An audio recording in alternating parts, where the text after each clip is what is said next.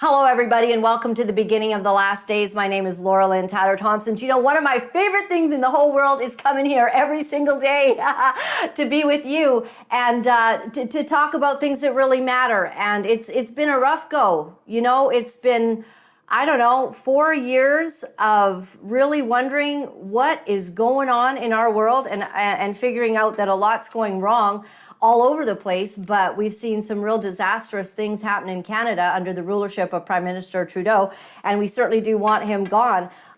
Before we get into everything, you know that I love every single day to read from my dad's Bible. My dad loved this Bible. Just while I was, hunting for a verse to read you today, because there's so many, sometimes they're just like pearls, right? They're like diamonds that I find, things that my father has underlined in his Bible. I miss them. It's been just over 2 years now. But I went into Isaiah and I found one. I was like, oh, that's so epic, but it wasn't right for today. But then I went over to Proverbs 29. And I only read you what my dad underlined in his lifetime. And this is what he underlined, Proverbs 29:18. Where there is no vision, the people perish. But he that keeps the law, happy is he. Are you happy? I'm happy. You know why? I'm trying to keep the law. I'm trying to do what's right. I'm not certain that I'm going to keep all of Trudeau's laws, but and I'm not going to follow all of his mandates, but I am going to keep the laws that keep me doing what's right in life. And one of those things is telling you the truth. I have told you the truth since I have sat in this perch. I like to call it my perch. I don't know if you know this, but I got to climb into this chair. I don't just sit down. I got to climb into it, and it's wobbly until I get in. And I sit in this perch every day, and I want to bring you the truth. And what we've had in Canada is a whole pack of lies. Our foundation is broken. It is a gigantic mess. Everything that we get told mostly on mainstream media is a blazing lie. We know that because we've discovered the deceptions and we've uncovered the truth in a very difficult manner, because the truth is something sometimes you've got to dig for it. So when I began to enter into a political field and think about how politics, it seems to me that you've got power. If you've got a political position, you've got power. Oh, you can call an emergency situation and then, send in big black suits and hurl rubber bullets at people if you've got power, because that's what Prime Minister Trudeau did. But does that make you a good person? And does that make you the kind of leader that we want? No, it does not. And if you're walking those halls of our parliament buildings, you might be able to do a few things. But in actual fact, if it is corrupted, if the very foundation of the people that have the power is corrupt, then you have a corrupt nation, and you have a nation that is in crisis. So when I began looking at getting into politics, what happened was I thought I would run for the political party that was the only party I had ever voted for by name, whether it was different names, but it was the Conservative Party of Canada. And then I found out that they wouldn't have me because I was fighting strongly against some of the ideologies that were being taught to our children. I was shocked by that because I thought they were on my side as a Canadian conservative. Millions of us, millions and millions of us. They would not have me run for their party. I was rejected in 2 ridings. And then I heard about this man. His name was Maxime Bernier. And I wondered, well, who's that? And he came out right at the very time that I've been rejected from 2 different ridings to run for them. This man comes out and says that the Conservative Party, he was basically resigning from them and he was going to run as an independent. Why? Because they were too morally and intellectually corrupt, and he could not handle that anymore. He would not put his reputation in with theirs, and he believed that something was wrong. And this man began the People's Party of Canada. Since then, he's been called every foul name in the book, as have many of you who stand for what's right. Been called a homophobe, transphobe, Islamophobe, that he's a racist. He's been called even a Nazi. And yet now the tide is turning, isn't it? It's not that he's being called those names so much anymore, and neither am I, quite frankly, because all of a sudden you begin to see as time goes on that truth has its time. Truth brings light into the darkness, and truth dispels the lies. And that's exactly what is going on in Canada. So would we dare to take another look at Maxime Bernier? So Maxime, I'd like to welcome you to the show. You are known as a dependable politician who speaks your mind, a man of ideas. Your belief in personal responsibility and freedom is at the heart of your political vision. In his public statements, he expresses those values and his unwavering commitment to reducing the size of government stands strong even today. Maxime Bernier, thank you very much for spending time with us today. Thank you, Laura-Lynn. I'm very, very happy and very pleased to be with you. And like you said, Uh-oh, something went very wrong with Maxime's awesome video there. It's not us, right?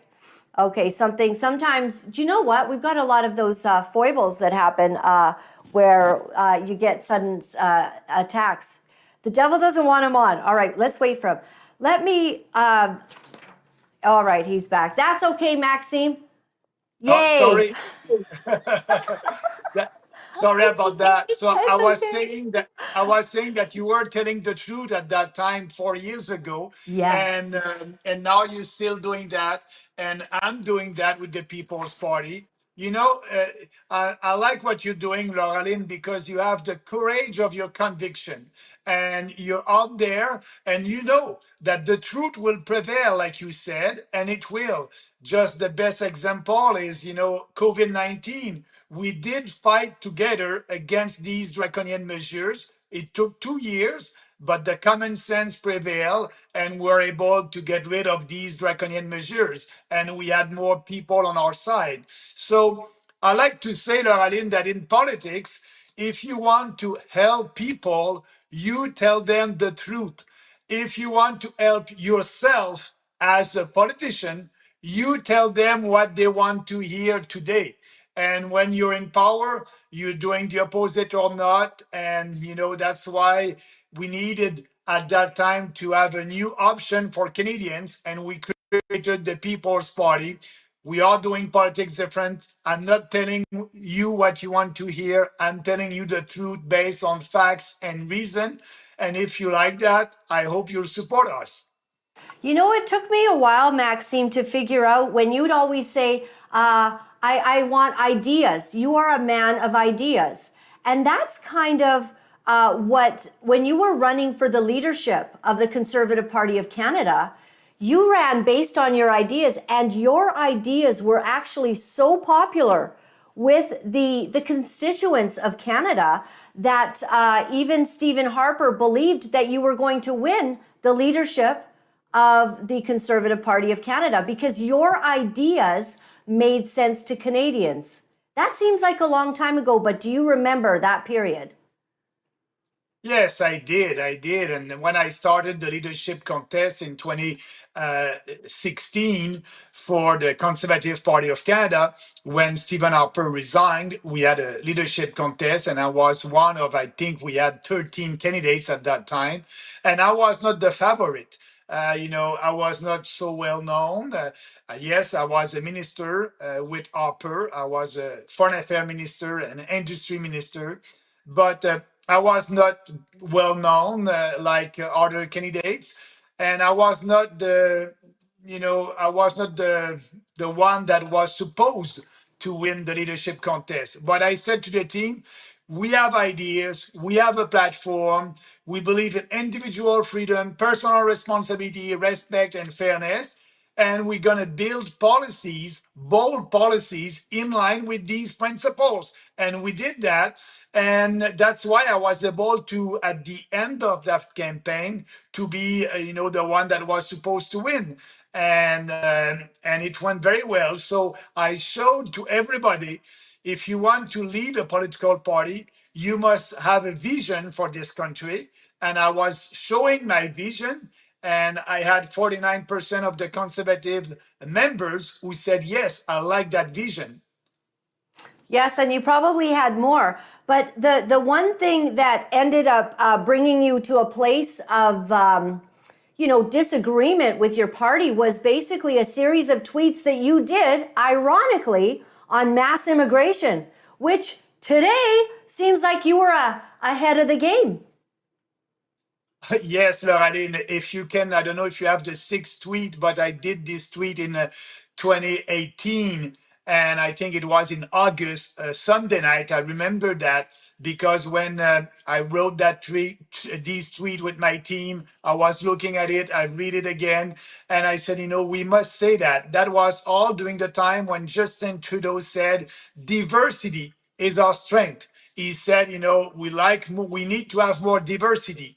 That was a big slogan and also a reality. He implemented that in legislations in Canada with mass immigration and multiculturalism. So I said, no, it's not our strength. We need to promote what unites us. And I did 6 tweets, and that was all over the media, the mainstream media. They were saying that I was a racist, I cannot speak like that. And Andrew Scheer said, Maxime is not speaking for the Conservative Party of Canada. He's not representing the Conservative Party of Canada. And I had a discussion with him after that.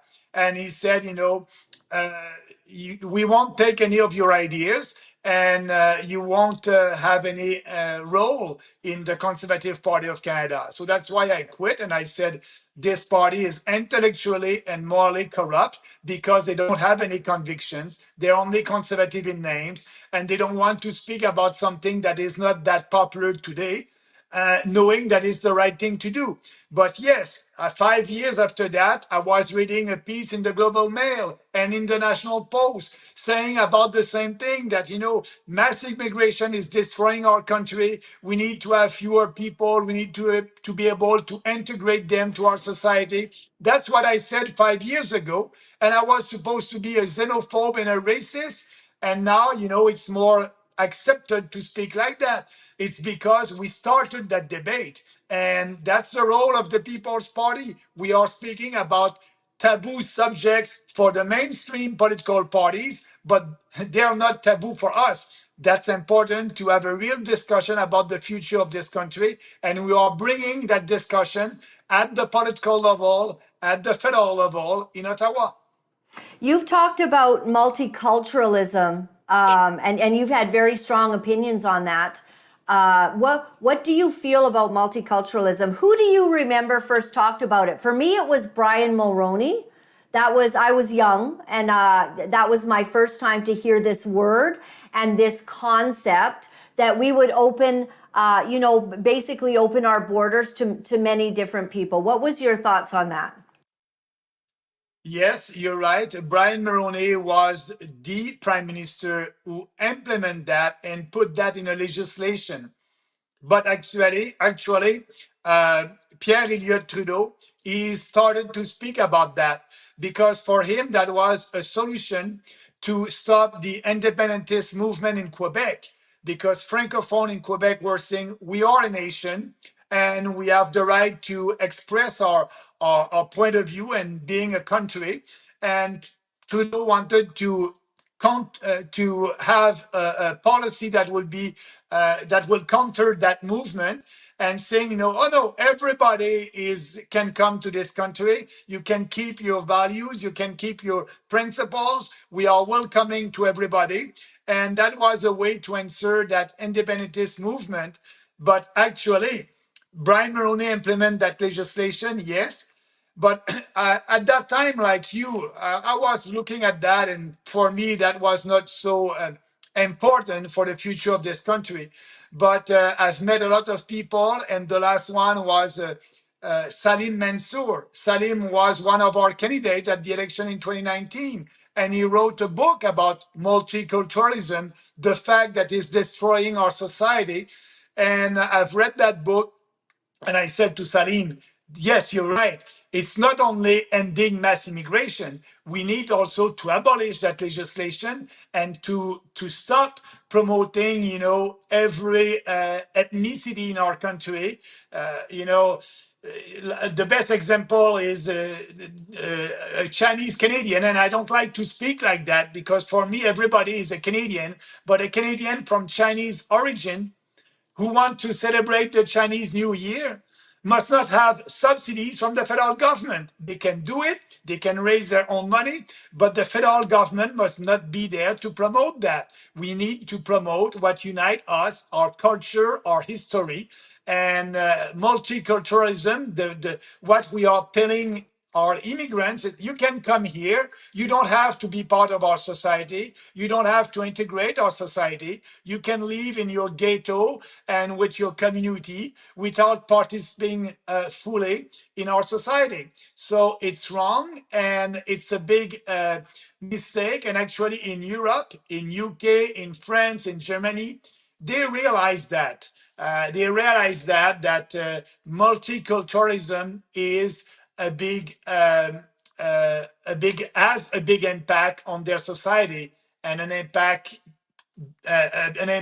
because there's no social cohesion anymore when you are promoting that ideology. Yes, we have a video we want to show you of a young lady who's, she's, I think she's a foreign student, and this is what she's saying she's learning in Canada. We were quite shocked, Maxime. Take a look. I guess the bottom line, do you think what Hamas did at the beginning was right or wrong? I guess from what I learned here in Canada, I've been taking some courses from indigenous people and their rights and how they get some of their rights. Sometimes you have to be violent a little bit so the government and the people can hear your voice. I learned from Canadian schools and Canadian universities because I studied here, and I took some courses, political courses from indigenous people, that they had to protest. They had to do some violence so the government can hear them and can give them a little bit from their rights. This is what I think. So I think we've got a really big problem if foreign students are coming here and are being taught that violence is maybe necessary. And the Hamas violence, they raped women and men. They tied children up and they burned them. This is all on video. This is on Hamas's own video. And this young lady, God bless her heart, is actually being honest about what she's being taught in our Canadian institutions by our Indigenous. I'm a bit taken back by what's going on. Yeah, it's disgraceful. And we have a lot of foreign students that are coming here. And after that, they are staying in our country, and they are not part of our society. When you're saying something like that, it's not in line with Canadian values. That's why we need to have a value test and having an interview with each one of these new immigrants. And violence is not the solution. Will never be a solution. The best example is what we did during the COVID hysteria. The big rally, the trucker freedom rally in Ottawa, that was peaceful, and we were able to change the society because a couple of weeks after that, the mandates disappear in different provinces. So a peaceful manifestation, and that's what I believe in. That's why I said we need an ideological, peaceful revolution in our country. And what she's saying the opposite. If the government is not listening to you, you have a right to be violent? No, you don't have that right in a democratic, in a society. You don't have that right. Violence is violence, and it's against democracy and the rule of law. And you're right. We did see that. We did see that with the, the Freedom Convoy 2022. The violence was only from the government. The violence came towards the people, and you were there on the ground. I want to show you some video. I guess we could run it on the side, JT, of what is going on in our streets. I'm wondering if you've been a little bit taken back with what's happening in Canada. We've had calls for Antifada. This is Toronto right here. We've called from the river to the sea, which is a call to annihilate all the Jews. This is right in our own streets, and many of us have neighbors, through multiculturalism, and we have, welcomed people, but it's been very shocking to me. I've had personal talks with those who cannot actually call Hamas and Hezbollah terrorists, and they've been living here now for 20 or 30 years. Yeah, and Hamas is a terrorist movement. That's a fact. That's the reality. So if you don't understand that, I think you have a problem. We don't have a problem in Canada. We know that. And all these protests, when you are calling for the end of Israel, that's hate speech. And we must not tolerate that in our country. But that's happening because of mass immigration, because of multiculturalism, and protests like that. I won't support that. I did a couple of protests against the COVID hysteria times and COVID mandates and all that peacefully, but I was not asking to murder somebody or to kill people. No, we were just asking the federal government to respect our constitution and our rights, and we did that peacefully. So it's sad that that's what is happening in our country right now. That's why we spoke against that mass immigration and multiculturalism 5 years ago. We were right at that time, and we are even more right today. And it's sad. It's very sad what is happening right now. Some people, in all honesty, they're afraid we're losing our country. And one of the things that Prime Minister Trudeau said when he came in, he said, we don't have an identity. And we were all shocked by that, but he's actually systematically destroyed our identity. And now we look at this kind of footage and we go, what's happening? This is not the Canada that I remember, that I thought that we had. And this isn't about being racist. It's about values. It's about character. Yeah, absolutely. Absolutely. And we need to look at that and educating the population about what is happening and why that is happening in our country. So, and we have the solution to end that. It's not too late. We need to, we must say to everybody, you want to come to our country, but it's a privilege. It's not everybody that is welcome to our country. You're going to share our values. And if not, you won't be able to come.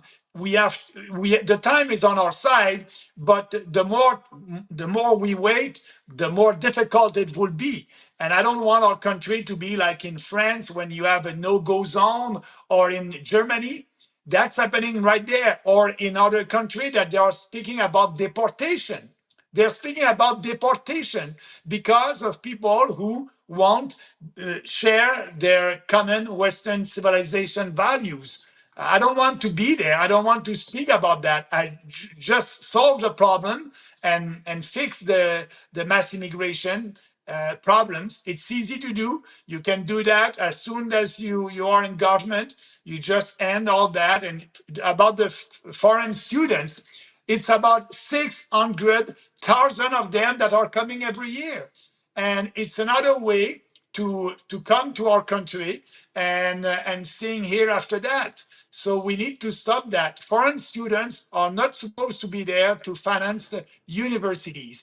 If the universities, they just have to increase their fees if they need more money. But now they're using foreign students for that. And the federal government is saying it's okay. No, it's not okay. We need to stop that. And do you think that the Conservative Party, it looks like, we're going to be going through having another election within a year or so if Trudeau is not, just taken out of here by one of his, corrupt moves.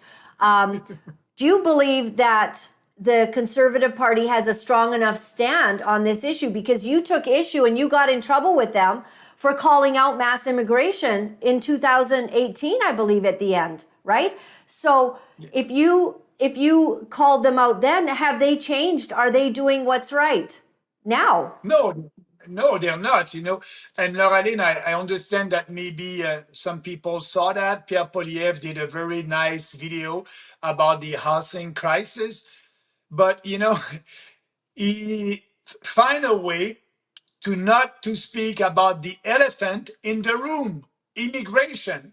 Didn't say anything about that. All these people are coming to our country and they need a roof. That's why we have an housing crisis. We have too many people and we're not able to build enough houses for them. We built about 230,000 houses a year in 20 years ago. And last year, we built about 230,000 houses also. The same amount of houses has been built last year than if you compare that with 20 years ago. So the problem is we have too many people. Just stop that. Just stop that. But Poilievre won't speak about that. He has a fake solution. And his solution is to say, you can live in a big towers downtown Toronto near a metro station or subway station in your apartment. But that's not the Canadian dream. The Canadian dream is to have a house with and in a city where you'll be able to have your family there, not living at the 52 floors in a big tower in a little apartment. So that's Poilievre. He said we need to build more towers like that. No, we need to stop mass immigration. That's it. But he won't speak about that because Laura-Lynn, for him, he's afraid. He knows what happened to me when I spoke about mass immigration 5 years ago. In that same party. Yeah, that same party and with the media and everything, and he's scared about that. He doesn't want to be labeled as a racist. And also he wants to have the support of the new immigrants that are coming to Canada. And because for him to be able to be in government, he will need the votes in the big GTA where, 40% of our immigrants are going to Toronto and Vancouver. And so he wants the support of them. He needs the support of them to be in government, to be in power. And that's why he won't speak for the country. He won't speak for Canadians. He will pander to this special interest group. And that's not the way that we are doing politics. So answering your question, Laura-Lynn, no, Poilievre won't do anything about mass immigration. He won't do anything about multiculturalism. And if you vote for Poilievre, that will be the same thing. He's like Trudeau on these two important issues for the future of our country. Tell me something. Sometimes I look at your positions. I agree with everything that you put forward. And I'm like, how did you come up with this? Because you were running with people in the Conservative Party that did not have courage. Where did you get your courage, Maxime? You've been right on every issue. You spoke out about the COVID, the vaccines. You speak out about climate, mass immigration. How have you been speaking? You speak what all the Conservatives are actually thinking, but everyone's too. We have to get rid of Trudeau. We have to get rid of Trudeau. So they're going to place their votes. But how is it that you are on the right side? If you read your Twitter, everybody needs to follow at Maxime Bernier on Twitter. And it's mind blowing. Like if we just had you in power, our country would not be in this horrendous state. Yeah, I'm a little bit like you, Laura-Lynn, like that. You're like me, you're not afraid. You're not afraid to speak, and you did it. You were the first one to speak against Soji in Vancouver, in BC. You're the one who educated me about that. I was not speaking about that at that time. I didn't know anything about that. And you told me what happened in schools in BC, and now it's not only in BC, it's all across the country. So listening to people, common sense, and actually, I can sleep very well.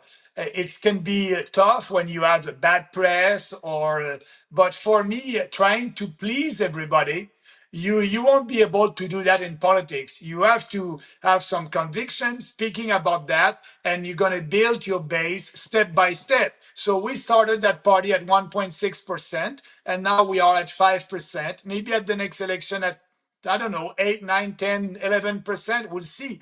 But growing step by step. And for me, I have the support of my family and my wife, and she's behind me 100% or with me 100%. So that's the most important. I'm concerned about what my wife uh, will think about what I'm saying. And if she's happy, I'm happy. But if another person that I don't know is not happy with that, that's not my problem.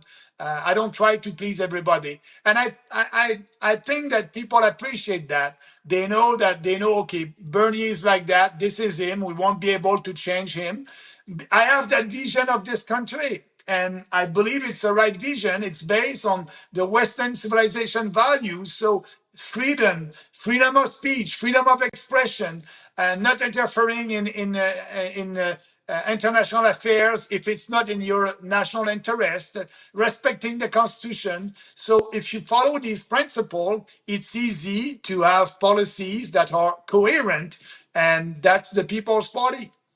It sounds to me like you understand actually the identity of Canada. You grew up here. Like myself, I was actually we went up to the high north, which is Canada, when I was about 8 years old. But so since being 8, although I was in Africa before that, but from 8 years old to this, my home has been Canada. And so I understand. I think that the identity of Canada is quite clear, and so do you. And yet Trudeau would have us believe we don't have this identity, and the Conservatives will not respect the identity of Canada. Some of these things that you're talking about are very, very important. This is how we grew up and what we believe, and now we can't get people to say it because they're afraid of the mainstream media. I like what you're saying. Like you're not going anywhere. People thought you would be gone by now, Maxime. And I'm just wondering, are you quitting soon or? No. I said to Catherine, I'm 60 years old. I'm in shape. I'm running and doing some sport. I try to eat well, and I like what I'm doing. So I said, I'm ready for another 10 years, and we're going to do that battle. It's a long-term battle, and I'm there for that. But speaking about the culture of our country, you're right. As a francophone from Quebec, and I traveled across the country, I know that the culture of Quebec is very different than the one in Alberta. The culture in Cape Breton is very different than the one in Ontario. So we must respect that. That's Canada. That's our country. It's unique in the world. And so that's why we have a constitution that is give a lot of autonomy to provincial jurisdictions. And we must respect that. We must not try to impose a multiculturalism to our country and to every province. So respect that culture, and the knowing that every culture may be different in our country, and that's the beauty of Canada, and that's what I want to promote. Do you think that we should be giving more autonomy to the provinces? I know that Danielle Smith is making some strides. Some people don't think she's going far enough, but she is doing something different. She's kind of setting a pace, taking Alberta potentially, like Quebec has so much autonomy. Could every province possibly have that kind, or? You're absolutely right. It's in line with the Constitution. What the federal government is doing right now is unconstitutional. It is illegal. They are not respecting provincial jurisdiction and provincial autonomy. When you're saying Quebec has more autonomy, you're right.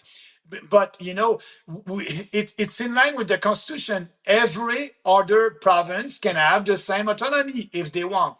But they can have their own police force, their own pension plan. They can decide the immigration level, because in Quebec, the Quebec government will decide, what is the level of immigrants we want, and we have a discussion at every election about that. So what Quebec has right now, every province must be able to have the same. So we need a smaller government in Ottawa, a radical decentralization in line with the Constitution, and you'll have unity and you won't have any constitutional battles.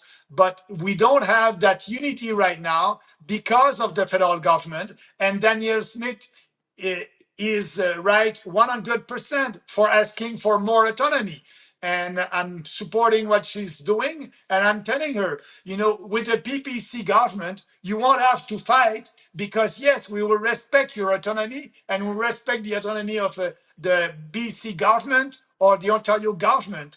And yes, you can have different point of view about climate change. If you don't want to impose any regulation, good for us. Because us at the federal level, we won't impose any legislation. We won't impose any regulations. We won't impose the new taxes. We won't sign the Paris Accord. So if climate change is important for Quebec and they want to impose a carbon tax to Quebecers, do it. But the federal government won't do anything. So that's provincial autonomy, and that's in line with our constitution. And that's why we have challenges in our country right now, because the conservative and the liberals, they like big government. They like to interfere to provincial government. They like to say to the provincial government what is good for them or not. So we will end that. You recently, you took issue with, you responded to a tweet by Pierre Poilievre where he was saying, after 8 years of Trudeau, we learned Canada has now dropped to 62 out of 67 countries on climate performance, proving his carbon tax doesn't work. And basically, your response was, who cares where we stand on climate performance? The climate is fine. And I really loved it. You said you believe in that climate hoax. Speaking of Poilievre believing in that, supporting the Paris Accord. I mean, this whole climate thing, it's a money grab. It's for the elites to find a new way to control us and to make our lives miserable and to get more funds put into their pockets. Absolutely, absolutely. They have a meeting right now this week in Dubai, and that they had a big controversy because the host said, we must not phase out the gas industry. We must not phase out. You're in Dubai. They're one of the biggest oil and gas producer. So that's and they're coming by jets and it's a joke. It's a joke, and people must understand that it's a bad joke because they are imposing us. We are paying taxes. They're using that taxes to give that to the green industry. That's what Poilievre wants to do. He will impose a carbon tax, but he will take our money, our taxes, and give that to promote the green industry. We won't do that. We don't need to do that. So it's a big difference between us and the Dave. And Poilievre was very proud about saying to Trudeau that his carbon tax is not working, but actually what he will do also won't work. And we just need to. The climate is the climate. And actually, as you know, in Canada, thousands of years ago, we were under ice here in Montreal. So the climate is changing and will always change, and that's it. But there's no emergency there. And once again, you've always been on the right side of it. Like, you have a very powerful gift, and people need to understand this. You either have it or you don't. Either you are trying to follow what other people say, and like, as you say, put your finger in the wind and see which way the wind is blowing. But that is not you, Maxime. And I just want to say, Canada, you need to understand that when people have a gift of discernment and they can see where they can actually predict with their ideas and with their discernment where things are going, that's the kind of leader you really want. Not these people that do all of these polls, like you say. And you've been talking as well about the central banks and this concern. Peter St. Ange, I'm not sure if I'm saying his name, but he says central banker admits they're buying up gold as insurance in case everything collapses. Central banks have been hoovering up gold ever since the 2008 financial crisis. And you've been talking about the central banks. You've been talking about the problem we have financially. And once again, you're ahead of the game. You understand economics. Actually, if you go on YouTube and you try to find a video of me and Bernier and Gold, you'll find an old video that I did in 2008 when I was in Parliament and I was asking questions to the governor of the Bank of Canada about inflation, money printing, gold. And as you know, Canada is the only country, the Bank of Canada and our country is the only country that doesn't have any gold reserve. But yes, when that's why the price of gold is going up slowly but surely, because all these uncertainty in the financial markets with the huge debt in the US, Canada, and all these countries, it cannot go like that forever, and something will happen. And that's why central bankers around the world, except the Bank of Canada, are buying gold to be sure if we have a new international money unit based on gold, they will have gold for that. So it's important. And now with that inflation that we have in Canada, it's because of the federal government and the Bank of Canada, all that printing money, giving money to people. And now we are paying for that because of that inflation that is supposed to be only at 4%. But the real inflation, as you know, Laura-Lynn, it's more 10%. If you do your grocery and you pay for your rent, it's more 10%. Inflation is a tax, and it's a tax that is hurting everybody. We are paying for that. We have we cannot buy and we cannot buy the same amount of goods and services with our dollar. The purchasing power of our dollar is going down, and we need to understand that. And that's why I tweeted that tweet about. And I try also to inform people about what is happening in other countries, and that's because that will have an impact in Canada. If the US dollar is not anymore the international monetary unit, and as you know, with the BRICS country, they want to create another monetary unit that they will use for international exchanges. So if that happens, that will have an impact for the US and for us in Canada. So it's important to speak about that. And that's what I said. And we have a policy on our. For us, the policy is to be sure that the Bank of Canada will stop to print money out of thin air, won't create inflation. That's a 0% inflation. But Poilievre won't speak about that. Poilievre is saying it's okay. The Bank of Canada has a mandate to create 2% inflation every year. Inflation is a tax. 20% inflation is bad, 2% inflation is bad. So we need to have 0% inflation. Like that, we will keep our purchasing power. But Poilievre is okay with that. So for us, we say no, the Bank of Canada must not do that. They must have a zero inflation target because inflation is a tax and it's bad for the people. Wow, I love it. I mean, you're saying some very strong things. You're talking about gold's intrinsic value. And I think one of the first things that Prime Minister Trudeau did was he actually has sold off gold from Canada. That was a problem. I think that the Chinese bought a lot, if I'm not mistaken. But anyways, BRICS countries are de-dollarizing and likely planning to replace the dollar as the world's reserve currency with gold. And you say a return to a form of a gold standard may be closer than most people think, and it will upend our economy when that happens. I'll tell you why that scares me, because Maxime Bernier is saying it. When Maxime Bernier speaks, usually it ends up coming true, and we're the ones like catching up. And you're warning everyone right now. Oh yeah, absolutely, absolutely. But on the other side, the positive side is, as you know, we have a lot of gold in Canada, miners and gold mines that are exploiting gold. So at least, we have some reserve in our country.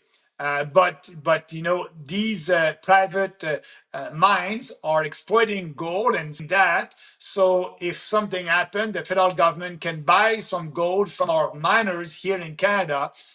That's a small that can help. If that happen, at least we have gold miners in our country that are selling gold all across the world, and maybe they will sell gold to the federal government if that happens. Well, I just appreciate that you are telling the truth and that you understand it. I mean, you've actually been a parliamentarian. You actually were a member of parliament. You actually understand how the system works. And you called it out as being corrupt. And now you're in a very powerful place, Maxime. Never underestimate that people might go, oh my gosh, we have to get rid of Trudeau. And the whole country doesn't seem ready to go populist the way that other countries are. Maybe it's because it hasn't gotten bad enough. But I think that that day is coming. I really do. Because we're not seeing the kinds of changes that the Conservative Party could bring in that will actually shift everything.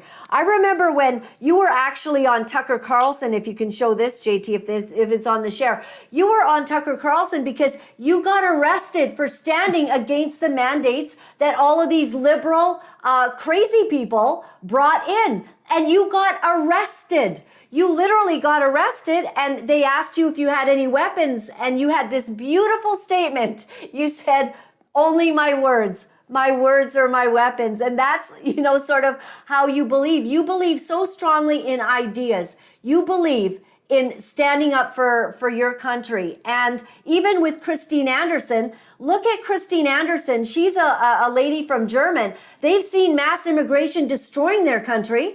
She comes here, first thing Pierre Poilievre does is calls her bad names and forces basically 3 of his members of parliament to apologize for having met with another dignitary from another country. Absolutely. That was Pierre. That was the Conservative Party of Canada. Yep. And you're right. If you have, like every Canadian, I want to get rid of Trudeau for sure.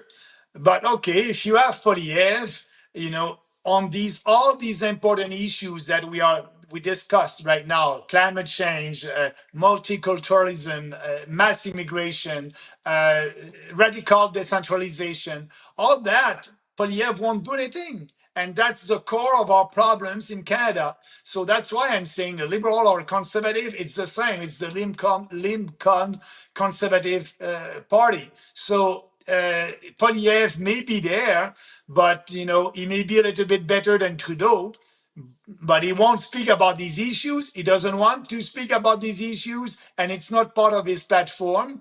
And that's why the PPC is there, to bring these bold reforms and to have a discussion on the national stage and having more people supporting that. And I can tell you that we are growing step by step, and the PPC will be part of that common sense revolution in our country. So as thank you for your time, Maxime. You've given us so much time. As I just sort of give you the floor to close out, anything that we haven't spoken about that you think is important to talk about, I would, on my heart is, we're in trouble. Like, I don't see how another party is going to be able to fix this. I don't think they have the courage. You have the courage. How are you seeing that Canadians are beginning to get to the place where there might come a day when the populism that is being voted for in other countries, we might get there, but are we going to have to see worse days before it gets better? I believe that it will be better. I hope it won't be worse before being better. But like you start your show today, you read a quote from the Bible speaking about the truth. And yes, you said that the truth will always prevail. And I agree with that. When you're telling the truth, it's powerful, and you feel good about that. But more Canadians must understand what is the truth. We must replace bad ideas by good ideas based on facts and reasons and common sense. So our goal is to be out there and to speak to people and to tell them, these are the good ideas. This is the truth about mass immigration. This is the truth about climate change. If you know it, if you understand it, now you must speak. You have a responsibility to speak and to tell the truth. And if you're doing that, we will have that common sense revolution, that ideological revolution sooner than we thought. So I'm asking people, go on our website, People's Party of Canada.ca, read our platform. That's based on facts. If you agree with that, speak about it. Stand up and speak out and express your point of view to your friends, to your family. Tell them that we exist, because a lot of Canadians think Still we don't don't know. exist. Still don't know the People's Party. So Yeah. that will be a revelation for them. And during Christmas time, it will be a good time to have a nice revelation. So people will understand that we are different. That's why I believe that change will come in our country, because I have faith in people.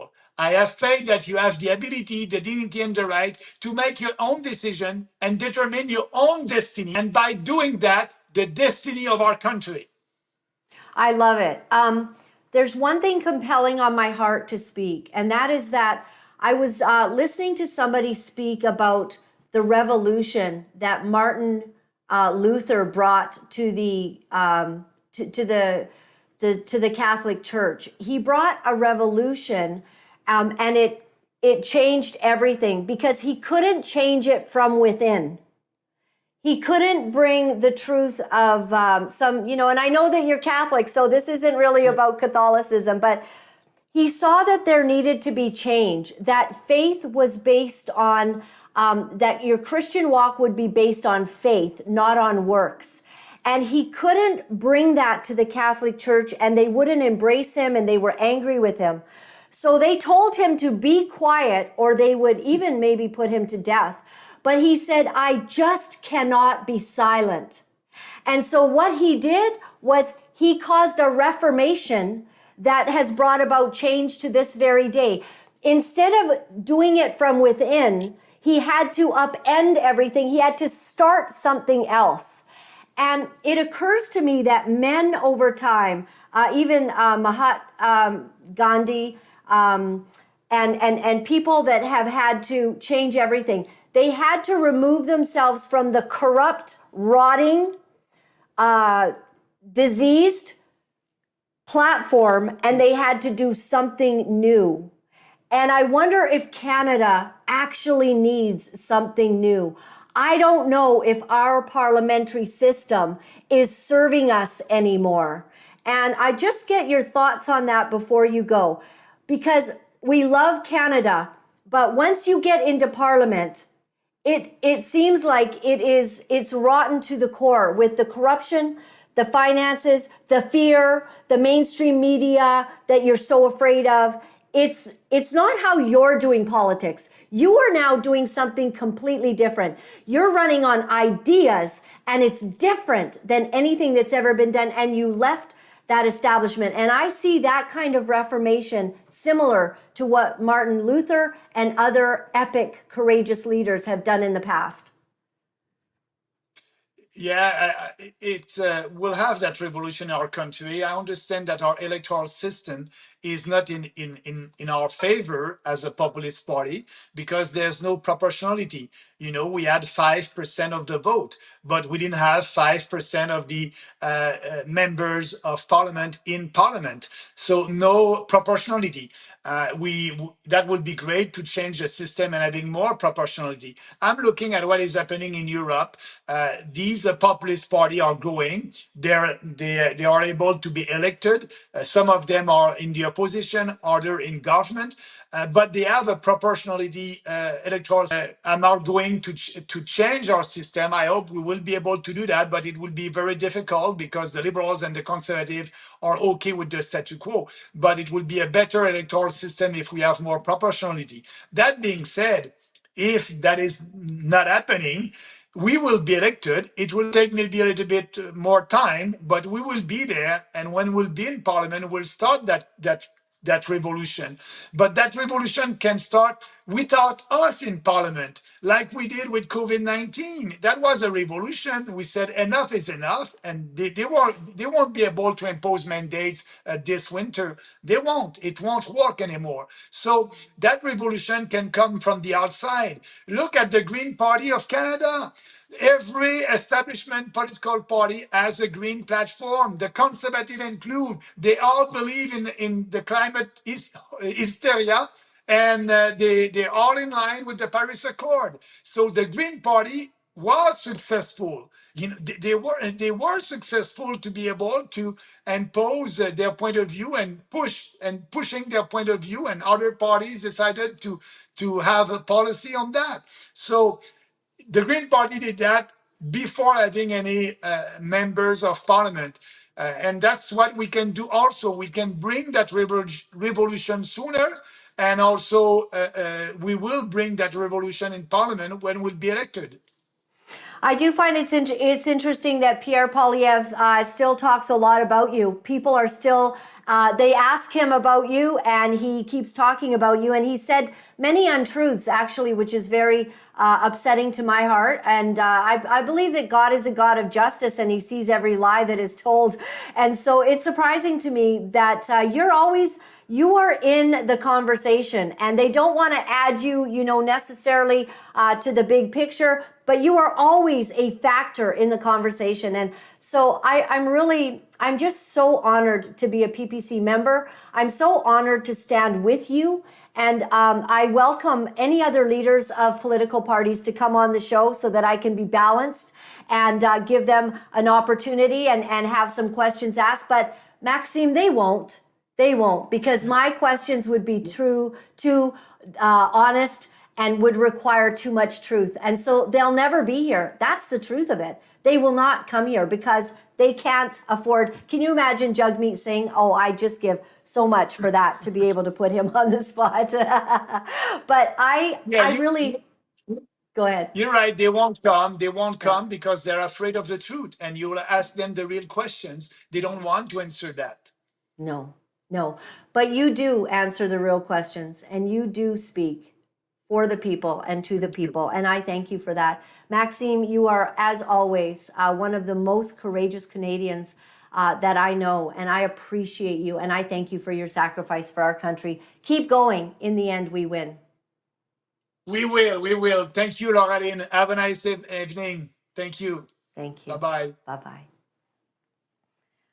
The thing about Maxime Bernier that you will find is that he is the same behind the scenes as you see on camera. He's candid, he's honest, he's a very warm person, actually, and he's also a very humble person. And that's not something I wanted to say with him on because he'll make him all uncomfortable. But the truth about Maxime Bernier is that it's very interesting that when people get crushed in life, like when you're in the battle and the battle is fierce, and you take hits, and you take name calling, and you take the public assault against you with the mainstream media, there's something that happens in a soul, and it actually produces character. Even in the word, it talks about that with perseverance, with long suffering, that it produces ultimately a character in your life. And that character in Maxime Bernier is knowing that, wow, this is a lot harder road. I'm not sure he knew it would be this hard, because it was a bit of a shock to come out of the gate and to be called all these names, and to have, disgusting people like Warren Kinsella actually, go after you and lie about you and put forward false narratives on you with his little media team. But that's what happens when you become a frightening element to the establishment, is you get attacked. So now what's really neat is that Maxime Bernier has taken those hits. He's still here, and now he's really tough. He's smarter, he's tougher, he's been seasoned in the war. He's now like a seasoned soldier. And so I think that Canada is going to benefit from having his voice constantly there. And I personally do pray for that day where we see some balance brought to our political corrupt establishment, because everyone knows it's a pile of crap going on in there, that they're lining their own pockets. They won't speak the truth. They're standing for stupid stuff. And, frankly, we're all gonna, have a decision to make about who we're going to vote for. So I won't tell you who to vote for. You certainly know who I'll be voting for. But I will say, I do pray that God will honor this country and the foundation of this country. In our national anthem, it says, God keep our land glorious and free. And that is a beautiful statement. Do you know why we have got that there? Because this is a nation that cared about God. This is a nation that had principles, that had an identity that was in our faith and trust in God. Now that's been lost along the way. And unfortunately, in times past, there were members of parliament who were preachers. They had radio shows. They would do their preaching on the side, and then they would be a member of parliament, helping to run the country from within. And now we've basically lost that. And our identity is completely wrapped in our identity with the Christian God, because as the Honorable Brian Peckford has told us on this show, when people question, well, what God is the national anthem talking about? Under, the Charter of Rights and Freedoms, under the sovereignty of God. Well, which God is it? Some judges have actually asked. Well, Brian Peckford gets indignant. I think he even swears when he says, well, of course, under the Christian God, we were all Christians. There was no other God being talked about or thought about. That's the identity of Canada. That's Canada's identity. We have identity. I grew up going to church. I grew up saying the Pledge of Allegiance to our Canadian flag. I grew up honoring God in Canada. So did my mother. My mother in Canada, right? They would say the Lord's Prayer before every school day. They all stood in unison saying the Lord's Prayer. Oh, right now, if you even suggested that, you'd probably be kicked out, saying the Lord's Prayer. No, but you can hang all your flags and all your ideologies can be spoken of. It's absolutely shocking. All right, I'm going to just move on because I'm having too much fun. So speaking about what we were talking about all of these people in Canada that have been gathering for these protests, let's take a look what's going on this very morning in Los Angeles. A pro-Hamas protesters blocked the 110 freeway. Take a look. So they're out there. So I think that's honking going on, eh? That must be the honking of the cars are probably pretty annoyed. So these guys, there they are. Oh, blockading a big highway. All kinds of, traffic in, traffic in LA, right? We've driven those roads, JT. Can you imagine? And imagine you're the people that are like right in front of it. You must be completely irate. So that's going on in LA. Fantastic. They walked up on the freeway desk. All right. Okay. So Hunter Biden, it is heating up for Hunter Biden. So let's look at this Hunter Biden statement on his subpoena. He refuses to take any questions, of course. Take a look. Good morning. Mr. Biden is going to have a statement to make and will not be able to take any questions today. We appreciate you all being here. Good morning. I'm here today to answer at a public hearing any legitimate questions Chairman Comer and the House Oversight Committee may have for me. I'm here today to make sure that the House Committee's illegitimate investigations of my family do not proceed on distortions, manipulated evidence, and lies. And I'm here today to acknowledge that I've made mistakes in my life and wasted opportunities and privileges I was afforded. For that, I'm responsible. For that, I'm accountable. And for that, I'm making amends. But I'm also here today to correct how the MAGA right has portrayed me for their political purposes. I am first and foremost a son, a father, a brother, and a husband from a loving and supportive family. I'm proud to have earned degrees from Georgetown University and Yale Law School. I'm proud of my legal career and business career. I'm proud of my time serving on a dozen different boards of directors. And I'm proud of my efforts to forge global business relationships. For 6 years, MAGA Republicans, including members of the House committees who are in a closed-door session right now, have impugned my character, invaded my privacy, attacked my wife, my children, my family, and my friends.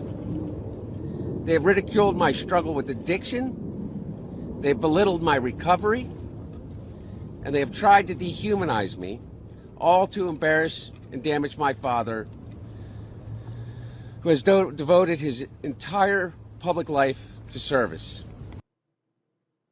Okay, let's unpack a little bit of that. Okay. Oh, I mean, I'm just so glad that he's finding the strength to actually, you know, come forward and say, oh, I'd like to acknowledge some mistakes in my life. Oh, like Mega, you know, over $700,000 has spent on adult entertainment, whatever that is. So like, you know, I don't know, how many hookers is that? I mean, how much porn is that? As far as I know, porn's free. You didn't even need to you know, buy it. This is such a disgraceful person. What a disgrace to his father, whom we don't have much respect for. Anyways, Joe Biden has been a problem in and of himself. The reason that he was chosen by whoever's actually running the country is because he was old and they were going to be able to control him. They just can't seem to make him leave or say that he's not going to be running for the next presidency. So he says, first and foremost, I'm a father. Hunter Biden says, well, not really. You have a child that in the court settlements, you've actually told this child will not be able to bear your name. So you don't really care about that indiscretion that you had. And about, you know, coming, you know, or harming his wife or whatever. I think that probably your disgraceful reputation and all of these videos that you left on a computer. And, you know, we recently spoke with somebody that said, I mean, the FBI knows it all anyways. They can track your phones. They can track everything that you're doing. And so, you know, he probably had these horrendous pictures and videos on his cell phone. You know, this is what is a disgrace to your family. And the MAGA crowd, he said, no. And that and you see that he won't take questions. Whenever a politician can't take questions, it's because they are guilty as sin. They don't want to be able to be asked about all of this millions of dollars that has gone from China, Ukraine, different places, to his family. His family received the checks. His family passed around all this money in order to hide it. That's just corruption. That's just like, why are you getting paid? Why would he get such a huge position at Burisma when he has absolutely no experience? Because they're paying for his influence. One phone call away from daddy, one phone call away from the vice president at the time, Joe Biden, now the president.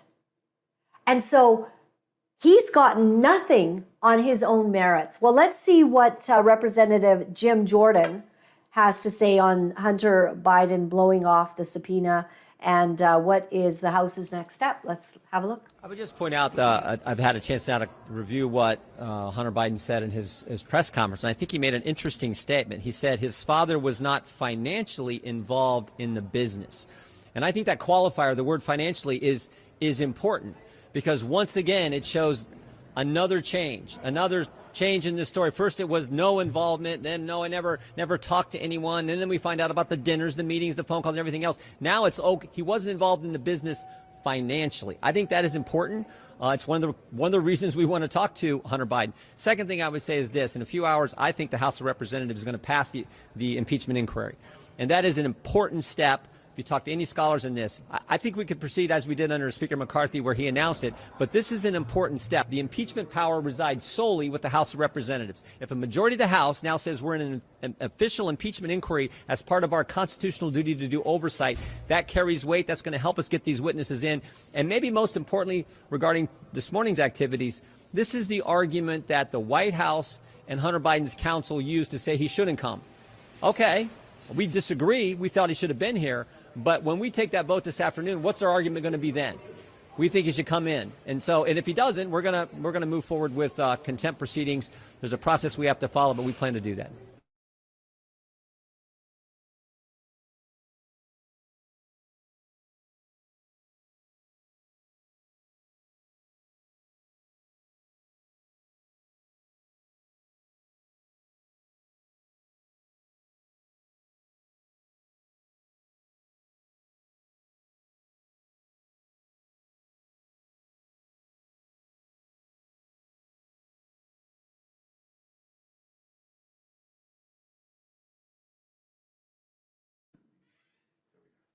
Are we back?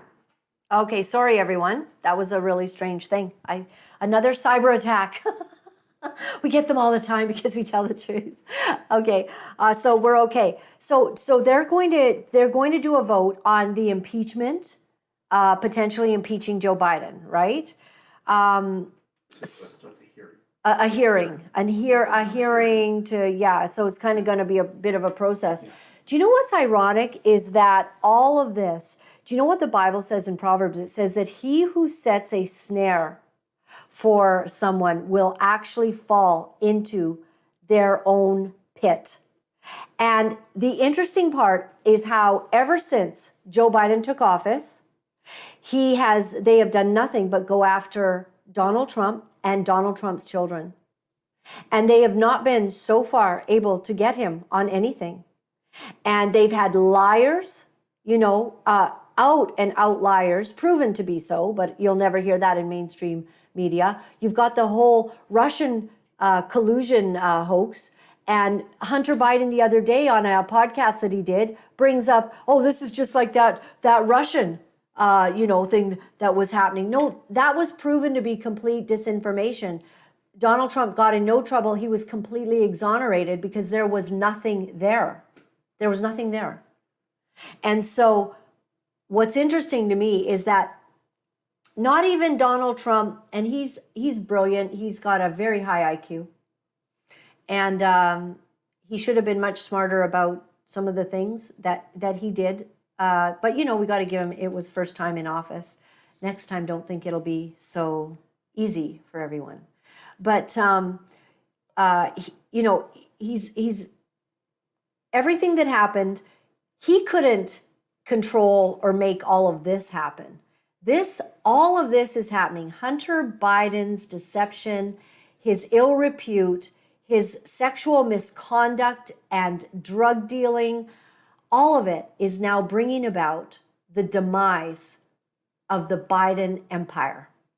And it's going to get ugly. And Biden now, all of them going after, even while Trump was in the office of the presidency, having to face 2 impeachments, never worked. Will this one work? I think so. And I think one of the reasons it'll work is because everybody wants to make sure Joe Biden ain't running again. Because he keeps getting up there, yeah, of course I have to run. I have to run because Trump's running. And clearly I'm the only one who could beat him. I got more votes than Obama. Of course I can beat Trump again. Okay, has anybody seen my water? Which way do I go? Do I? Okay. I'm gonna exit stage right. Okay, so that's what's happening. So let's have a look from Fox News report on the different Biden financial shenanigans. What are we talking about? 20 pieces of evidence from the House Oversight Committee of Joe Biden's involvement. We'll get to the finances in a moment, but take a look at this. Devin Archer saying Joe Biden is the brand, 20 Biden phone calls with business partners, a 2014 dinner with business partners, a 2015 business dinner. 20 pieces of evidence of involvement. Is this why the word financial was used? Probably, Kaylee. And look, the brand, the product that they were selling was Joe Biden. It was access to Joe Biden, influence on Joe Biden, and then access to the broader Obama Biden White House and that whole administrative state, because he had the name. He had Hunter Biden as his name. And remember how far this has morphed. It went from, I've never even had a discussion with, between the two, to suddenly now, well, he wasn't financially involved, but bribery, the payoff is potentially, the allegation is potentially that it goes directly to the inured to the benefit of the family members, all the direct family members, Haley Biden, Hunter Biden, Joe Biden, Frank Biden, the grandkids taking $100,000 to say that there wasn't a financial benefit to Joe Biden is absurd. You can't sell influence. You can't make money. It's not appropriate. You can't just be garnering and gaining in life because your dad has a prominent position in politics. It's illegal. It's immoral. It's unethical. And now they're going to find themselves in an awful lot of trouble. I have to say, this is going to be interesting to watch because there has been so many lies, so much corruption. Biden has come in, and within 3 years, he has one more year left. It's just under a year, actually.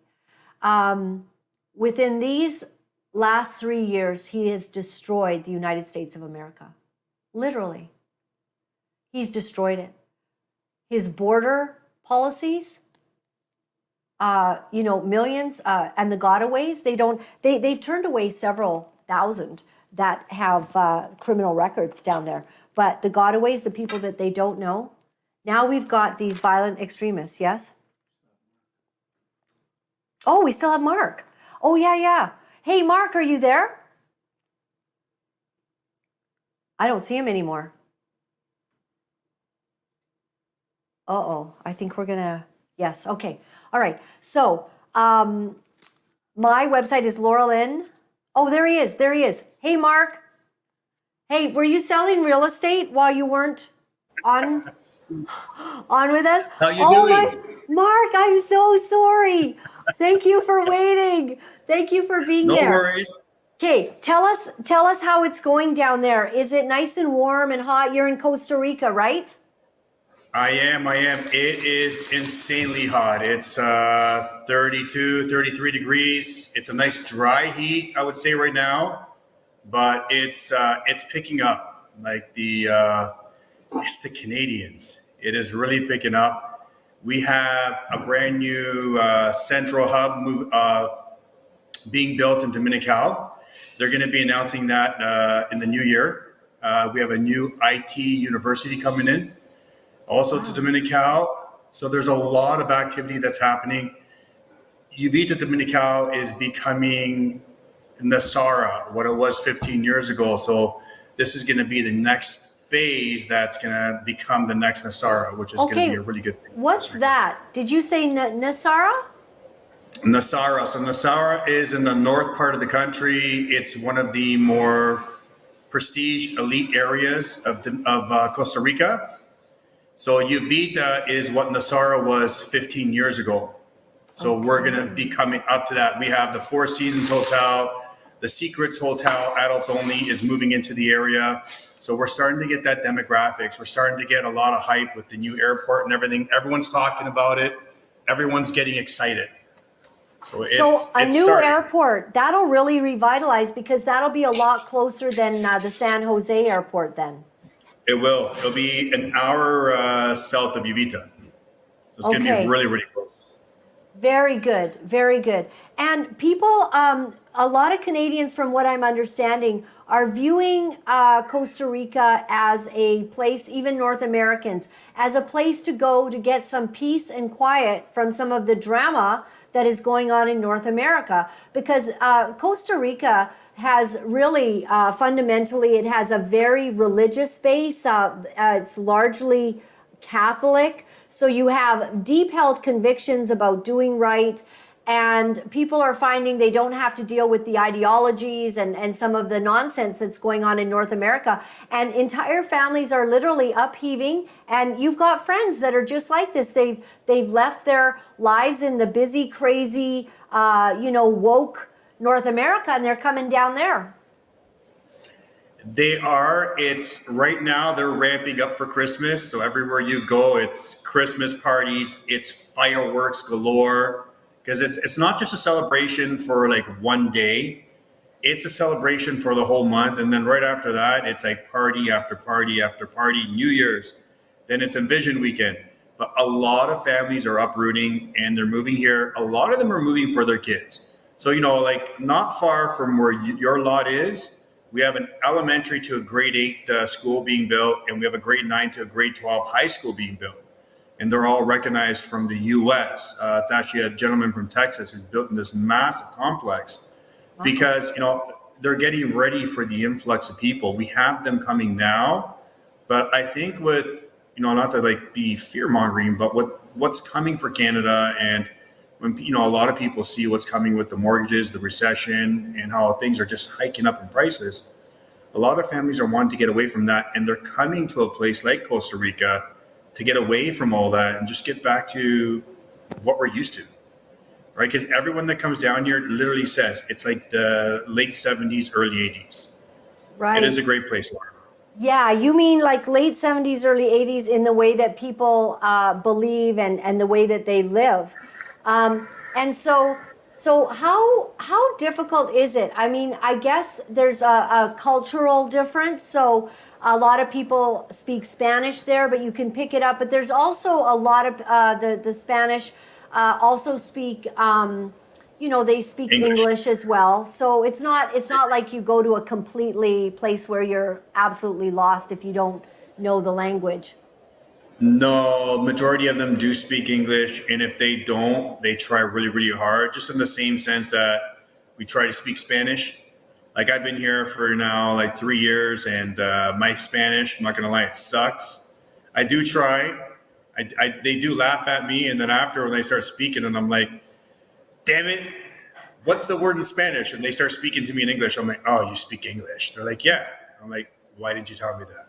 They're like, well, we learned, right? So Right. It's a lot of them do speak English, and if they don't understand, Google Translate's fantastic, but they're very giving and helpful individuals. The culture itself is very giving, right? I'm not gonna lie, you do have some bad apples here and there, like anywhere else in the world, even in Canada, right, in the US, but for majority of them, they're very open, with their arms open, and are willing to help. And you play a lot of hand charades. If you don't have your Google Translate with you and you're trying to speak Spanish, and if they only speak partial English, there's a lot of hand movement. So you do get the job done, and you do figure out what it is that you need. Yeah. Mark, we've been really honest with people about the fact that we decided, us personally, that we weren't moving, and we're not moving, but we just wanted to invest in a different place because we saw what was going on in Canada real estate, and we got out before everything started crashing, which it really is. And it's at a stalemate right now in Canada, and it could get a lot worse. And we're seeing inflation going up, up, up. And I'm sure that has some measures that bear out in Costa Rica as well. But we let everyone know that we wanted to, see what another place, because God made the whole world. And when I went to Costa Rica, you can see some of these scenes here. I was just completely overtaken by the beauty. Like when God made Costa Rica, he really smiled. And when we took our, our little nest egg from Canada, and we invested in a piece of property in Costa Rica, that has done well for us, as opposed to what's happening here in our country, which is people are potentially facing, the loss of, their homes and whatnot because of mortgage rates and because of the sinking, environment. But I still say to people, if they're daring enough, maybe you cut a loss here in Canada and you get something over there where it seems to still be doing really well. People are appreciating the the fear, the atmosphere is what I mean. The atmosphere that's going on there. Well, you know what it comes down to, Laura? I always tell people this. A lot of people are like, well, Mark, we haven't sold our place yet. I'm like, well, why don't you take a line of credit against your house? Hold the equity from your home. Use it down here. Put somebody back in a house in Canada and rent it out. And see where that takes you. Because the market will eventually bounce back. It's just a matter of how long it's going to take to bounce back, right? In the meantime, I'll get phone calls, people saying, well, I'll wait for the market to dip in Costa Rica. The difference with Costa Rica is, can you get a mortgage here? Yes, you can. Private lenders and all that, no problem. 99% of the people buying in Costa Rica are buying flat out, straight out, like they're just paying for it. So there's none of this, well, we have a recession, what do? We can't afford our payments. Well, your biggest payment is your mortgage. So if you don't have any mortgage payment, what are you really paying for? Your cost of living. And to live in Costa Rica, if you know where to shop, what to do, it's not expensive, right? It's like an eighth of what it costs at home to do grocery shopping and everything, right? I get new families that come down here and they're like, holy smokes, I'm shopping at the local stores, it's expensive. I'm like, well, why don't you drive 40 minutes? I'll tell you what markets to hit. I'll tell you which butchers to go to. And they come back and they're like, holy smoke, it's cheap. I'm like, exactly. Right? And you can grow stuff. Like you can grow stuff on your land. Like everybody's got an avocado tree, lemons, oranges, lots of fruit trees, different kinds of things that are, being able to have just right there on your land yourself. You plant it in the ground here and it grows. You don't have to do anything with it, nothing special. It will just automatically grow. It's got the 12 hours of sun, the 12 hours of night. It's got enough rain. Well, we are getting the dry season, so, you might have to water.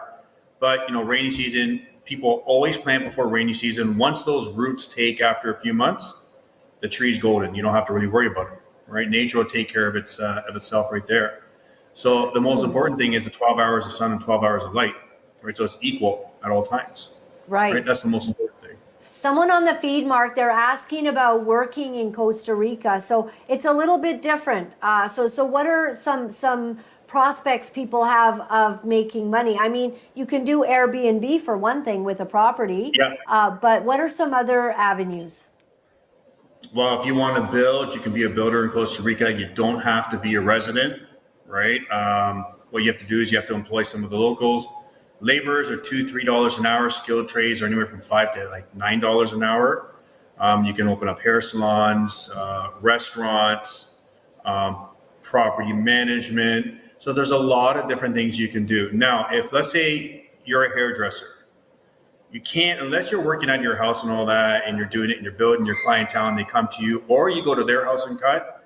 If you're doing it in a shop here, let's say you rent a space and you open up a salon, as long as you're employing people to work for you, the locals, you can technically cut hair. You have to say that you're teaching them, right? So you can teach for your whole life because you're teaching them new techniques. So there's always gray areas around what it is you can do and loopholes to allow you to work in Costa Rica. Once you become a resident, no problem. Even temporary residency, you can work in Costa Rica.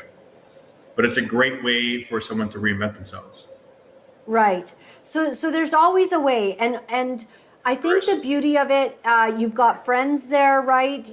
There's lots of expats that are there. So you can have a wonderful mixture of, being with people that are from Canada, from the United States. We have personal friends now there from Canada and from the US. And then also getting, involved in the culture. Great church. You have a great church right there in Uvita that, I went to when we were there. And it's really just beautiful people. And to see all of this, like, that's scary. Look at that crocodile or whatever. They're not in the ocean though, right? They're in the rivers. What they do in the rivers, and I just found out last night, I'm like, I see kids and all that swimming like 2 kilometers in the river. So I'm saying to one of my friends, Roberto, I'm like, okay, it must be safe to swim in that part. He's like, no, Mark. He goes, they will come out to the mouth of the river to the ocean. They will ride a wave to the next river mouth, and they will swim 20, 30, 40 kilometers up the river to eat, and then they'll find another channel and they keep circling around. So I'm like, those kids aren't safe? He's like, no. He goes, you don't swim in the rivers like that. No. Now, That's different than the waterfall ones, because the waterfall ones, the rapids are too fast. They don't go into them because then they have to swim upstream and over waterfalls. They're going into still flat rivers that have no waterfalls or anything, and they just channel right through. So like where you go on whitewater rafting and all that, they're in those rivers because there's no like massive falls for you to go down. They don't like that. So I they're will not be everywhere. in any rivers ever. I will tell you that right now, and no one I know, none of my family is going to be in those rivers. But there's nonstop like surfing. You've got some of the most incredible surf spots there. Also, Nicoya. JT was just saying to me about the blue zone, and what does that mean? So the blue zone, like we're part of the blue zone too, right? So 1/6 of the ecosystem. The blue zone is your protected area pretty much in the world. So your medications. So they're going to preserve. So when people say, you know, some people look at it as conspiracy theorists and they're like, oh, look at the chemtrails up in the sky. You know, I was sitting at an open house today looking at it, and we were sitting at 3,000 feet up in the air. And I'm watching the clouds roll in, like big, fluffy clouds roll in. So in a blue zone, they won't contaminate the air in the blue zone. They won't spray the skies because it's protected. You know, you have your wildlife, you're preserved. 90% of the medications from the world come from the blue zones in the world. Your antibodies, antibiotics, anti-venoms to all different types of snakes and spiders and all that, they come from these areas. So they protect these areas very, very well. And they're going to be protected for the future. That's why you can't touch them. And a lot of people migrate to the blue zone for that reason, not just for the fact that you have nature's beauty all around you, but it also protects you, and the longevity of life is 1,000 times better than what we're used to in the rat race back where we call home. Yeah, the rat race. Okay, so how can people get a hold of you, Mark? People want to know, you know, because you're open to, you know, people have questions and they think, you know, maybe I just really need something different. Look at that blue water and that beach. Maybe it's calling to someone, you know, right now. And for me personally, I just believe that God made a really big, beautiful world, and that we shouldn't limit ourselves. Who knows what God has in mind for you? Exactly. And I just love these beaches. I went swimming with my family down there, and just absolutely gorgeous. And if you go to a good beach, they've got like lifeguards there just in case, you know, someone gets in trouble or whatever. But these are some of the most beautiful beaches in the world in Costa Rica. And so, They are. yeah, how does someone get a hold of you, Mark? There's my phone number, 519-942-7608. Or also they can reach me on Instagram, which is my last name dot my first name on Instagram. So either which way. Mark.Savoya on Instagram. Okay. Savoya.Mark. Oh, Savoya.Mark. One more question, yeah? What someone is asking, what do you think is the very best place to go in Costa Rica? If you can afford it, I'm going to tell you right now, like we've been coming here for 10 years, the area. The reason why we picked Uvita Dominical, not only because it's one of the biggest blue zones, but because I was stating before, it was Nasara 15 years prior. So if someone's looking to make a return on investment, they really want to see their money appreciate for what it is they're getting. The area that we live in ourselves is the area that is booming, is the area that I would say to people, if you're going to make this move, this would be the spot to make the move. You know, and maybe people might make a choice, Mark, to spend a few months a year to decompress, and then, you know, come back to the big fight, you know, against what the pronouns are and everything, right? Exactly. Yeah. Maybe you just need a break, or you can diversify, you know, you can. Exactly. And also the restaurants, like the restaurants in these areas are absolutely magnificent. We had a wonderful time going out for dinner, you and your beautiful wife. I just appreciate you, Mark. I want to say thank you very much for waiting on the show today. I'm so sorry we had you on there waiting so long. I was enjoying it. I was actually Mark, enjoying it. yeah, good. Thank you. Well, we cover a lot of stuff. You know, it's kind of a bit of crisis going on here. And it's all right. You're doing a fantastic job. Thank you. Thank you. But I just really appreciate you, Mark. You've got a really big heart, and you're very resourceful. you also are always getting back. Like whenever I send you a question, even though like I didn't even get my property from you because I didn't know you, Mark, but you always get back to me. You're always on it. You're always, if I say, oh, so-and-so was having a question or would like to speak with you, you're right there. You're helping people. And that's a really a cut above, you know, a lot of people. So I appreciate that side of it. I'm sure that helps you. Yeah. Are you enjoying being a realtor in these parts? I'm enjoying it. Today I'm a little tired because I started running around at like 5:30 in the morning. Yeah. It's just like literally, it's like, Mark, can you come to this open house? Mark, can you come see that? What do you think of our new website? What about that? It's like, all right, guys. So, and then Mark, no, can you sit on my show and wait for me to call you? No, I enjoy it. And for me, it kind of gives me a break. Yeah. It gives me a little bit of escape from reality, because on top of it all too is I have to know what's going on in the world. I have to know, try to be 2 steps ahead of what's coming for Canada, what's coming for the US, politics and all that. And some of it I'm like a little confused with, but I'm like, okay, I have to know the answers. Who can I reach out to? What can I get?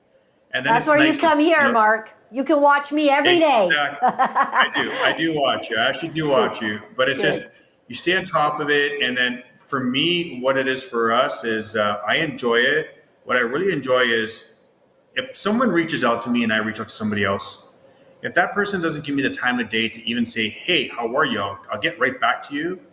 It's like, are they really there to help me? Are they interested in at all helping me? So for me, it's I want to help people out.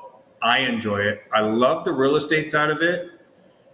I love building. So when I get to go through houses and stuff, because of my background is building, and I built lots of homes, it's a lot of fun for me because I get to see who's good, who's not good, what the area is like. So it's like a little bit of gossip everywhere, and you get to actually enjoy the gossip, hear everybody, and find out and say to the person, "Yeah, we like this one," or "Nah, you know what? Stay far away from that one." Right? Yes. And your political climate, I really like your president that you have in at this time. He's very understanding of some of the world problems that are going on, and he's very protective of Costa Rica. Oh, he's fantastic, Laura. Like, they're trying to shush him up because, with everything going on in the world, he just comes straight out and saying, no. They're trying to hide Costa Rica money, public money, and trying to spend it in other ways. And he goes, anything that runs through this office is to be made public. We don't hide anything from the public because it's not our money, it's the public's money. Right? And like I said, in Costa Rica, they don't protest with flags. They protest by, we will remove you ourselves if you don't get out. So they're actually loving this government because he fired the whole political party and brought in everybody new, and they're doing everything he likes. And if somebody's doing something he doesn't like, he publicly shames them and then he fires them. So they'll never get a job again. Finally, which is the way it should be. It is. Do a good job. Exactly. And if you're not working for the country, then you're out of here. Well, I sure do hope to be getting down there again soon, Mark. I urge everyone who's watching, just taking a vacation down there would probably be a really good idea. Like having a vacation, go down, get some nice sites to go see, find out from Mark where that would be. And then maybe, figure out a price point where you might be able to get a home that you could purchase there. And Mark can have a look before you come, and then figure out if this is something that you would want. You can get involved with the church there. You can meet the people. Toby Carson, our producer, she is in Costa Rica, and she's right in Uvita, right there. So, Toby would just gloriously show everyone around and keep you busy for days. 100%. So, yeah. 100%. It's a good team. Okay, thank you. Look at that. Do you actually see that? Do you go and see these? Do you have time to go to the beach, Mark? You know what? I took a client and we took my side-by-side and we whipped down the Matapalo beach. Mm-hmm. And then my boss is after, like, you were driving your beach on the side-by-side? And I was like, yeah, well, there's somebody there. He's like, you can't drive your side-by-side on the beaches. I'm like, well, there's no signs or anything. He's like, no, don't ever do that again. He goes, you get in trouble for that. But yeah, we're making a thing of it now that on Sundays, we like to go with a community of WhatsApp, like our family. and we go down to the beach and get a few chairs, have a few drinks, go into the ocean, just sit back, relax. And for me, I just pass out in the chair and I listen to the waves, right? Because it's just it's so soothing, and it's like regrounding yourself and re-energizing yourself. And we do get to it. Yeah, and you kind of took us to like a more of a remote beach. Like we drove about 25 minutes in your side by side. Yeah, you took the yeah, and like no one's there, you know, and you're like, where's the people? This is so beautiful. And then you could just sit there and breathe in that salt air and see those waves and just remind yourself of life. Life is beautiful. We forget that, Mark, in our very busy, crisis-oriented nature of, you know, North America and the world right now. A lot's going on, and this is a different world. And God made this world. I can't stress that enough. If God made it, He wanted you to see it, and I really believe that, you know, when God made, let's say, Saskatchewan, He goes, well, this will be good for planting. Kind of boring and flat, but it's good. And good people in Saskatchewan. But when God made Costa Rica, He stood back and He went, whoa, that is good. Masterpiece. You know? Yeah. And so you get to live there. You're very lucky, Mark. Thank you so much. We're going to put your number up one more time here. And WhatsApp or Instagram also, you can respond. Savoya.mark on Instagram, and follow him there. Bless your heart. Please say hi to your beautiful wife. And we'll see you again sometime when we can pull ourselves away from chaos.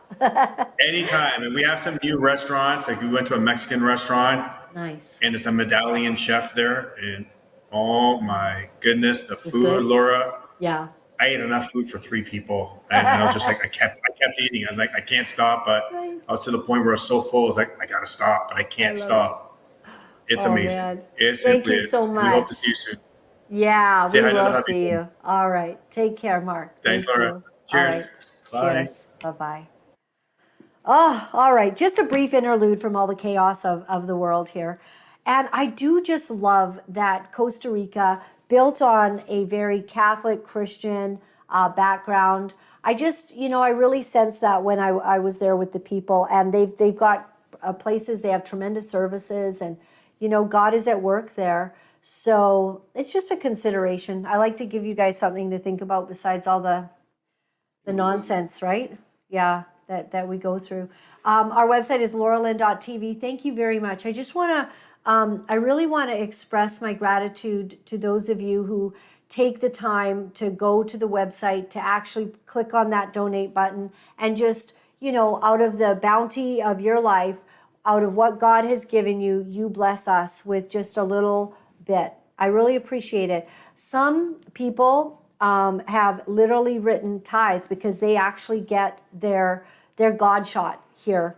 And I hope that you get a God shot every time you tune in. I don't ever want to rob from your churches that you go to. You're giving tithe there, but it's interesting. Some people are finding that they just need the reality of God's power mixed into everyday life, and they get that here. So it's very kind of you. You have no idea how much it means. This is all we have. So when you give to our show, it's like a support that is well needed. And it's what makes it happen. There's no other way. We don't have any grants. We just took our skills. So I was an on-air person. I was doing a television broadcast show for many years, doing a daily show. Although we would film in 3 days a month, which was cool in Ontario. And then JT was behind the scenes. That was his career for 32 years, was it? And JT was like, he produced, he did the, what do you call this when you're doing this right here that you do with all these buttons? Switching and production and running shows. Technical director. He was also a shooter, as in a videographer, editor. He did all that. So when we found ourselves, they shut down because the network said everything's going to the internet. So they shut down. He lost his job before I did. And then I was fighting the good fight and found myself sort of, that it was my time to go, I guess. And so we came together and we decided that we were going to take our abilities and the talents that God had gave us, and we were going to invest in speaking the truth.